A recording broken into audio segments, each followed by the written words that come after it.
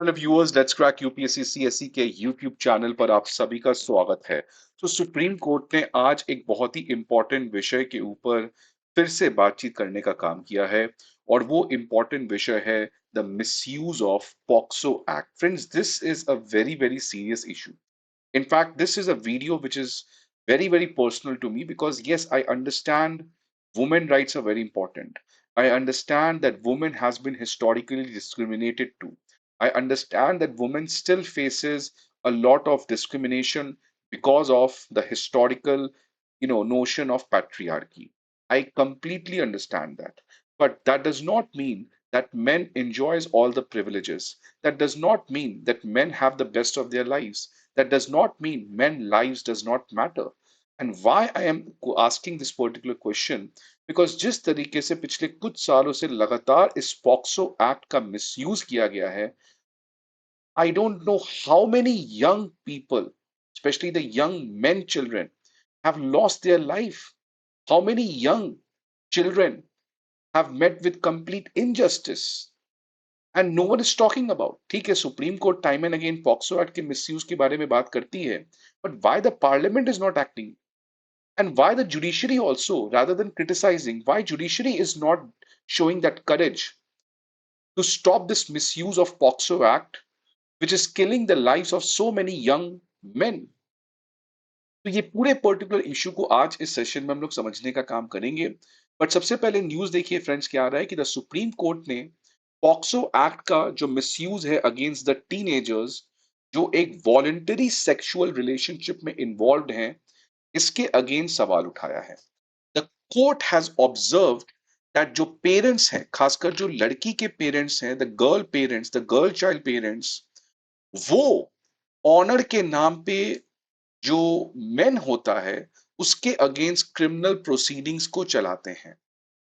Right, so this is a very very important thing which is happening, very very frequent thing which is happening, कि अगर मान लो आप एक लड़का और एक लड़की रिलेशनशिप में हैं, they are having a voluntary मतलब consensual sexual relationship, and if the girl is less than 18 years of age, और लड़का हो सकता है 18 years का हो या 20 years का हो या 22 years को, it does not matter. I'm just saying that if the girl is less than 18 years and let's say the boy is 22 years old, ये दोनों के बीच में कंसेंशुअल सेक्सुअल रिलेशनशिप होता है। जैसे ही पेरेंट्स को इस बारे में बात पता चलता है, तो पेरेंट्स जो है वो पॉक्सो एक्ट के अगेंस्ट एक क्रिमिनल केस फाइल कर देते हैं उस 22 साल के बच्चे के अगेंस्ट, या लेट्स से वो क्यों ना 14 साल का बच्चा हो या 17 साल का बच्चा हो, जो भी हो। और उससे क्या होता है कि आप समझ रहे हो कि अगर आपके ऊपर एक क्रिमिनल केस लग जाता है, so how difficult your life is. And the worst pass is कि अब उस लड़के को ये प्रूव करना होगा, बिकॉज इसमें जो बर्डन ऑफ प्रूफ है वो शिफ्ट हो जाता है from the person who is making the accusation to the person जिसके ऊपर एक्यूजेशन लगाया गया है। जैसे अगर आप एक नॉर्मल केस देखेंगे, तो अगर आपने मेरे ऊपर कोई आरोप लगाया है, तो ये काम आपका है साबित करना कि मैंने गलत किया है कि नहीं गलत। I don't need to prove my innocence. If you are putting some charge against me, you have to prove that I have done something wrong. ये एक नॉर्मल फ्रेमवर्क फॉलो किया जाता है। When it comes to the POCSO Act, the burden shifts. Now, if you have put some accusations on me, then you don't have to prove that accusations on me. Rather, I have to prove my innocence. और आप समझ सकते हैं कि वो एक young बच्चे का लाइफ में क्या ट्रॉमा इसकी वजह से आता होगा। राइट, सो ये पूरा चीज जो चल रहा है, इसके ऊपर एक्शन लेना चाहिए, एंड इसी चीज के बारे में डिस्कस करेंगे। बट सबसे पहले पॉक्सो एक्ट के बारे में बात करें। पॉक्सो एक्ट इनफैक्ट मेरे हिसाब से 21st सेंचुरी का एक सबसे इंपॉर्टेंट एक्ट है, जिससे आज चिल्ड्रन के अगेंस्ट जो सेक्सुअल ऑफेंसेस के केसेस आ रहे थे, उसको रोकने में पॉक्सो एक्ट जो है वो एक बहुत इंपॉर्टेंट स्टेप था। सी, पहले sexual violence was done very frequently against women, but in the beginning of this century, what we have been witnessing is that sexual violence के जो cases हैं, it is happening against women, but also the women of younger age, जो younger age की women है, जो बच्चियां हैं, उनके against भी sexual violences के केस काफी आ रहे थे। इनफैक्ट जेफरी एपस्टीन का मामला जो है वो इसी से रिलेटेड है। तो ये POCSO act was a historic step towards the historic direction. और आप देख सकते हैं पॉक्सो एक्ट आने के बाद भी अभी भी जो क्राइम अगेंस्ट चिल्ड्रन है, उसमें कोई भी कमी नहीं देखने को मिल रही है। In fact crime against children record 9.2% rise in 2023, ये गवर्नमेंट की खुद एनसीआरबी की एजेंसी कह रही है। व्हिच मीन्स कि पॉक्सो एक्ट बहुत अच्छा स्टेप था।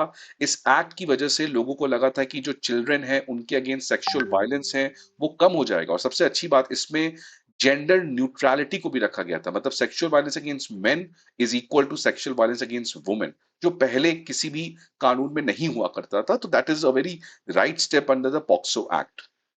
अब पहला सवाल तो ऑब्वियसली है कि क्या पॉक्सो एक्ट के आने की वजह से क्राइम अगेंस्ट चिल्ड्रन रुका है? तो एब्सोल्युटली नो। आप देख सकते हैं 9.2% का राइज है। So that clearly puts question on government, कि वो गवर्नमेंट जो वुमेन राइट, चाइल्ड राइट के बारे में इतना बात करती है, how this kind of thing can happen.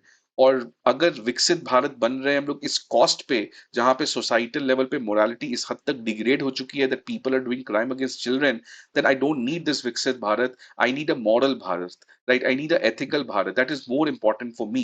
But anyways, let's not go into the ethical discussion over here. But आगे बढ़ने के पहले just a small piece of information. An Academy IAS जो है वो इस समय एक historic offer के साथ आई है, जहां पे we are offering you one of the lowest price ever, ever, right? Ever. ये याद रखिएगा. It's happening for the first time, and the best part is कि if you don't crack prelims, you will be getting 100% refund.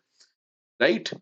तो ये सबसे interesting part है इसका। और अगर आप सेलेक्ट नहीं होते हैं, सेलेक्ट होते हैं तो 100% रिफंड तो मिलेगा ही, बट अगर सेलेक्ट नहीं होते हैं तो आपकी प्रिपरेशन को और स्ट्रीमलाइन करने के लिए you are going to get an extra validity with CSE assure. मतलब this is going to be the one of the best offer which an academy IAS has offered in the past so many years. So please try to get all these details, go to the description box, look at the information and try to get yourself part of this particular journey. Now POCSO act जो है, आज इसके मैं इस controversial provision के बारे में बात करूंगा। इस कंट्रोवर्शियल प्रोविजन में ये कहा गया है कि अगर कोई भी लड़का या लड़की 18 साल से कम एज का होता है और दोनों के बीच में सेक्सुअल वायलेंस होता है, तो इसको इररिस्पेक्टिव ऑफ द कंसेंट, मतलब कंसेंट है या नहीं है, उसको रेप ही कंसिडर किया जाएगा, स्टैट्यूटरी रेप ही कंसिडर किया जाएगा। व्हिच मींस लेट्स से जो मैंने अभी एग्जांपल लिया 22 ईयर एज का या लेट्स से 19 ईयर एज का एक बॉय है और एक गर्ल है जो 17 ईयर एज की है,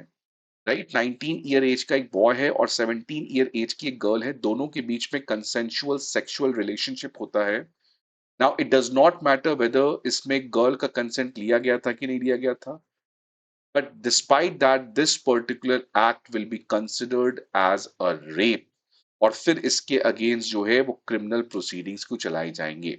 तो इसमें पॉक्सो एक्ट में कोई भी डिस्क्रिशन नहीं रखा गया है, रादर एक बहुत ही रिजिड चीज रखा गया है कि अगर कोई भी सेक्सुअल एक्ट होता है involving a person below 18 years, regardless of consent, it has to be considered as a rape, which leaves no room for judicial discretion. मतलब ऐसे केस में जहां पे लड़का 19 साल का, लड़की 17 साल की और दोनों के बीच में कंसेंशुअल सेक्सुअल रिलेशनशिप हुआ है, तो जनरली इसको रेप नहीं ही कंसिडर करना चाहिए। But as per the POCSO act इसका कोई भी स्कोप नहीं है, इसको रेप ही माना जाएगा।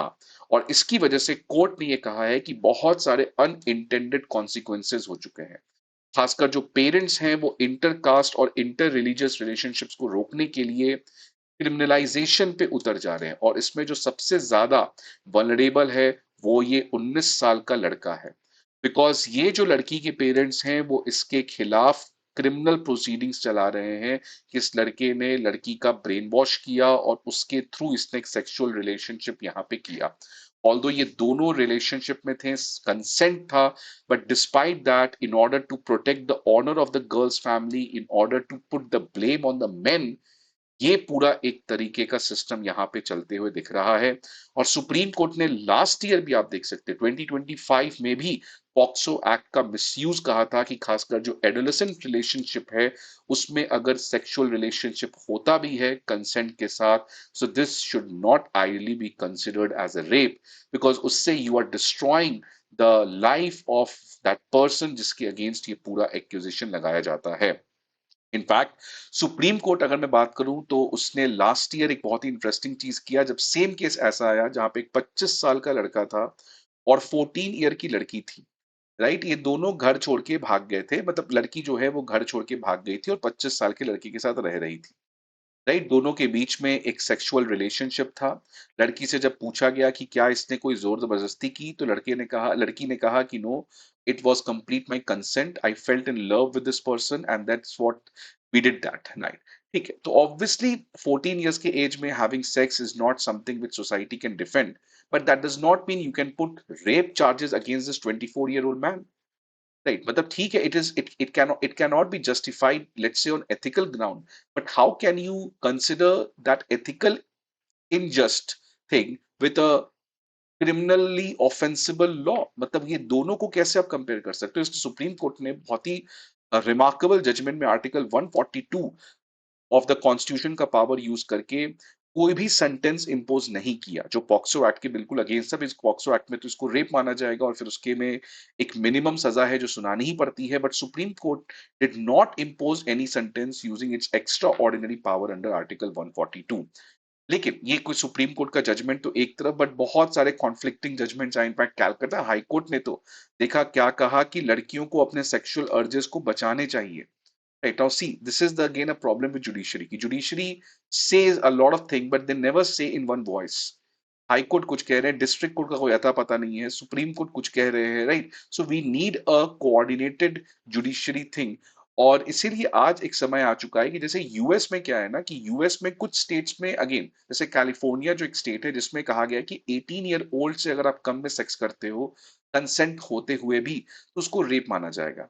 लेकिन अगर वो 17 साल की लड़की है और 18 साल का लड़का है, इन दोनों के बीच में कंसेंशुअल सेक्स होता है, तो क्या इसको भी क्रिमिनल ऑफेंस माना जाएगा? तो यूएस में कहा गया है कि अगर कोई लड़का-लड़की अपने उस 18 ईयर एज के काफ़ी क्लोज़ है, राइट? क्लोज़ है, मतलब ऐसा तो नहीं कि 12 साल की लड़की हो, राइट? बहुत ही क्लोज़ है, 17 year old boy and girl और 18 year old boy and girl, if they are very close to that benchmark of 18 years, they have a consensual relationship, तो ऐसे केसेस में हम लोग उसको उतने रिजिड तरीके से रेप नहीं मानेंगे, rather we will grant them एक तरीके का छूट दे देंगे कि भाई चलो ठीक है, this is not something very serious. इसी को रोमियो एंड जूलियट लॉ कहते हैं अमेरिका में।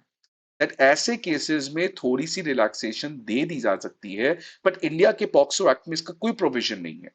राइट, अगर आप साढ़े 17 साल की भी लड़की है और अगर सेक्स होता है और लड़की के पेरेंट्स ने प्रूव कर दिया कि वो 17 एंड हाफ ईयर्स की है और ये लड़का ने उसके साथ सेक्स किया है कंसेंट के साथ भी, तो फिर उस लड़के के खिलाफ क्रिमिनल रेप चार्जेस चलेंगे। So we need these kind of Romeo and Juliet laws now. The time has come.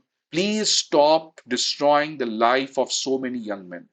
Right, let's talk about it. Let's talk about it, and I hope a debate starts and finally we put end to this draconian provision which has no justification whatsoever at this particular moment of time. I hope आपको ये video अच्छा लगे। See you again some other video. Till then, goodbye and take care.